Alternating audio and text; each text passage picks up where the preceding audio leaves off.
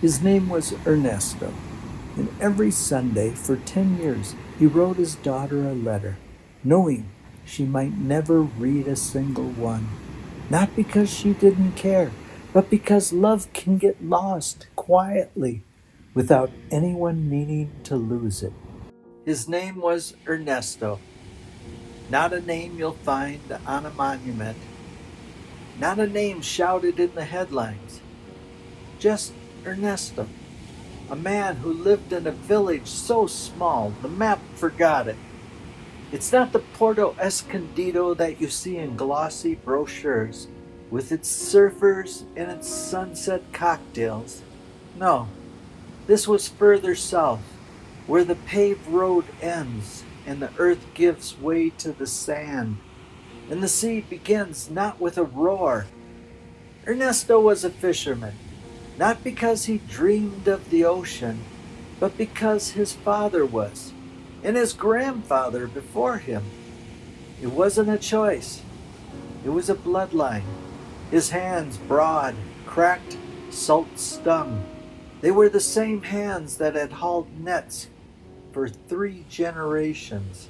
The same hands that once rocked his daughter to sleep. The same hands that now, at 72, trembled just slightly when he lit his morning cigarette. Every night, he'd sit on the porch of his cinder block house, the paint long faded by the sun and salt, and mend his net by lamplight. Thread by thread, knot by knot, a ritual as old as the tides. And every Sunday, without fail, he'd do something else. He'd take out a clean sheet of paper, a stub of a pencil worn down to the nub, and write a letter to his daughter Isabelle. She left 10 years ago, not for adventure, not for romance, but for survival. The village had nothing left to offer her. No school past 6th grade, no clinic for her asthma, no future, but the same net, the same boat, and the same slow erosion of hope. So she went north to the city to work in a factory that made shoes she could never afford. She promised to send for him. Just as soon as I can, Papa. She whispered at the bus station, her eyes wide with fear and determination. Wait for me. He waited, but the letters, they never came. No phone calls, no postcards, just silence. And yet, Ernesto never stopped writing. 10 years, 520 Sundays, one letter every week. He never mailed them. Where would they go? Her address was lost in a move. The factory closed. The phone number was disconnected, but he wrote them anyway. Folded each one with care, slipped it in a tin box, the kind that once held hard candies his wife used to buy, and he kept it under his bed. He wrote about the sea, how some mornings it was the color of jade, other days the gray of his wife's old shawl. He wrote about the mango tree Isabelle planted when she was 6, how it finally bore fruit last summer, sweet and golden, and how he left one on her plate every day just in case she came home. He wrote about his knees, how they creaked like an old boat's hull, how climbing the dunes to the chapel left him breathless, but he still went every Sunday and lit a candle for her. He said a prayer, not for her to return, but for her safety. He wrote about the lullaby, the one her mother used to sing, the one he hummed now when the nights were too quiet. Duérmete, mi niña. His voice rough as rope, filling the empty house. And yes, He wrote about missing her, about waking in the night, reaching for her small hand in the dark, about hearing a laugh in the market that sounded like hers, about saving newspaper comics because she used to love to read the funny pages. But never, not once did he write, "Why didn't you write back? Why did you forget me? I'm angry." His love didn't keep score. It just kept writing. One afternoon, a young woman came to the village, a journalist from the city.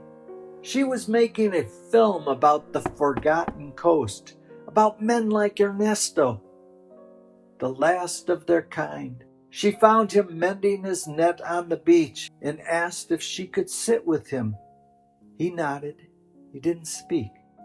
She watched him work, the rhythm of his hands, the way his eyes never left the horizon, as if he were still watching for a bus that left a decade ago. Finally, she asked, Ernesto, tell me, what do you dream about? He looked up. He was quiet for a long time. Then slowly he stood, went inside his house, and returned with a tin box. He opened it, took out a single letter, the one he'd written that morning. "If you see her," he said with a voice barely above the waves, "give her this." The journalist took the letter. That night, in her rented room above the bakery, by the light of a kerosene lamp, she read it. It began, "Quiera, Isabelle. Today the sea was calm. I caught enough sardines to share with Donna Rosa. I saved you a portion, just in case you came home. The mangoes are ripe again. I left one on your plate. Your lullaby is still the most beautiful song I know. I hope you are well, mija. I hope you're happy. I'm proud of you." what the journalist didn't know, what no one in the village knew, that Isabelle had tried to write again and again, but the letters were returned, address unknown, calls unanswered, The number cannot be reached now. number disconnected. She'd gone back to the bus station, but it had been torn down, replaced with a parking lot. She thought he moved, that he had given up on her. And in his silence, he said, "You're no longer my daughter." So she stopped trying, buried her guilt with work, under survival, under the weight of a life that left no room for grief, until the journalist found her through old factory records, through a cousin's cousin in Oaxaca. She handed her the letter.